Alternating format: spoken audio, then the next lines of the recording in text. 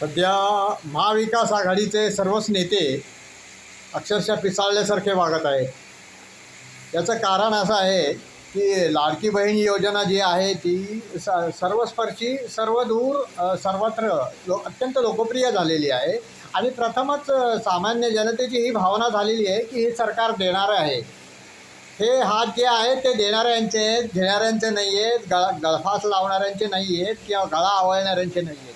आत्तापर्यंत लुटारू आणि दरोडेखोरांच्या राजवटी सामान्य जनांनी पाहिलेल्या होत्या, तसंच महिलांनी सर्वांनीच पाहिलेल्या होत्या. परंतु आता प्रथमच ना त्यांच्या खात्यामध्ये पैसे येतो आहे. तर 1,500 रुपये ही जास्ती रक्कम जी आहे ती करोडपती काँग्रेसवाल्यांना, राष्ट्रवादीवाल्यांना व अत्यंत अतिश्रीमंत असणारे उभाठ्यावाल्यांना तर वाटणारच. ते 1,500 रुपये म्हणजे फार किरकोळ गोष्ट आहे. परंतु खर्चासाठी सामान्य महिलांना वेळोवेळी अडचणीला पैसे लागतात. ते सामान्य जणांच्या जे सामान्य अडचणी ज्या असतात त्याचं निवारण निश्चितपणे या पैशाने होऊ शकतं आणि ते देण्याचं काम या सरकारने केलेलं आहे आणि ते खाती पैसे त्यांच्या जमा होत आहे. ती खरीच चांगली गोष्ट आहे. आता खिरापती किंवा रेवडी वाटणं चांगलं नाही असं म्हटलं जातं, परंतु काही गोष्टी ज्या आहेत त्या जनकल्याणकारी करणं आवश्यकही असतं. याची भावना आणि जाण या राज्याच्या अत्यंत सुज्ञ, समंजस आणि अत्यंत लोकांच्या कल्याणाप्रती कटिबद्ध असणारी शिंदे आणि फडणवीसांच्या राजवटीला आहे. त्यामुळेच ही योजना कार्यान्वित करण्यात आली, ती लोकप्रिय झाली आणि विरोधी पक्षाचे लोक तर स्वतःची छायाचित्र त्याच्यावर टाकून ही योजना जणू आपलीच आहे अशा रीतीने सर्वत्र लोकांना सांगतायत. आणि त्याचबरोबर त्यांनी न्यायालयामध्ये धाव घेतलेली होती. म्हणजे जे वडेट्टीवार जे आहेत काँग्रेसवाले, त्यांच्याजवळ त्यांनी का तसं माणसांनी की या योजनेवरती आक्षेप नोंदवणाऱ्या त्यांनी तक्रारी आणि हरकती नोंदवलेल्या होत्या.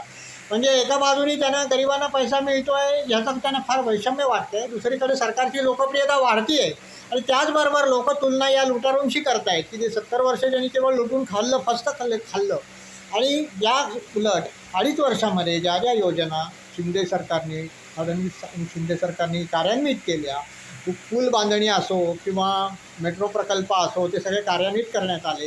हे सगळ्या गोष्टी ज्या आहेत विकासाच्या संबंधित ज्या ज्या गोष्टी आहेत त्या त्यांनी मार्गी लावल्या. त्याचबरोबर लोकांचं जीवन जास्तीत जास्त अधिक सुखी करण्याचा प्रयत्न केला. त्याचबरोबर हिंदू समाजाला काही प्रमाणात का होईना दिलासा मिळाला की हे राज्य जे आहे ते तुमचा आवाज ऐकणारा आहे आणि ह्या राज्याचा मुख्यमंत्री आणि उपमुख्यमंत्री जो आहे तो हिंदू भावनांना नक्कीच प्रतिसाद देणारा आहे आणि हिंदू समाजाच्या भावभावनांना जपणारा आहे. ही फार मोठी गोष्ट या शासनाने केलेली आहे.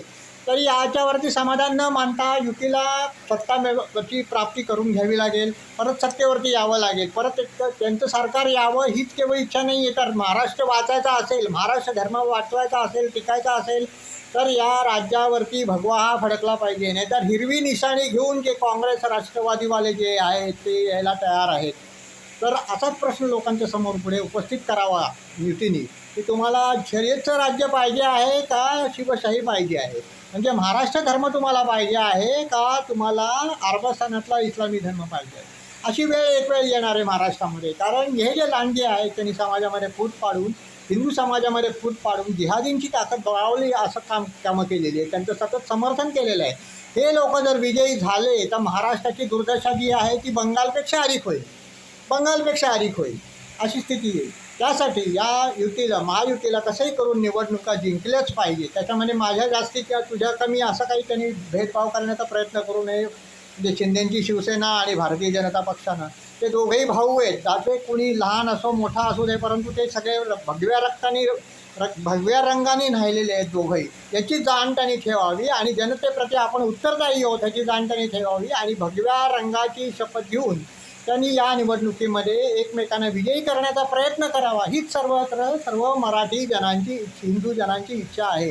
कारण हेच महायुती शिंदे आणि फडणवीसांचं जर राजवट जी आहे ती परत महाराष्ट्रामध्ये आली तरच महाराष्ट्र धर्म वाचणार आहे. अन्यथा हा महाराष्ट्र जो आहे तो बंगालच्या मार्गाने जाणार आहे. या महाराष्ट्रामध्ये सगळ्यात मोठा इस्लामी शासन कार्यान्वित होणार आहे आणि ते करण्यासाठी राहुल गांधी धडपड करतोय, शरद पवार धडपड करतायत आणि आता नुकतेच बाटलेले जे उद्धव ठाकरे, दुर्दैवाने म्हणावं लागतं, आदरणीय बाळासाहेबांचे पुत्र पण त्याच हिरव्या रंगामध्ये रंगून स्वतःला घेतलेले आहे त्यांनी. हे फार मोठी दुर्दैवाची गोष्ट. हे दोघं तर पहिल्यापासूनच होते या जिहादी प्रवृत्तीचे, शरद पवार काय आणि काँग्रेस काय. परंतु दुर्दैवाची गोष्ट आहे की उद्धव ठाकरे पण त्याच रंगामध्ये रंगलेले.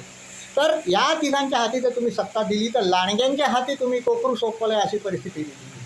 तर त्यासाठी सर्वसामान्य जनतेने या आपल्या या येत्या निवडणुकीमध्ये या शासनाला परत एकदा संधी द्यावी तुमची सेवा करण्याची.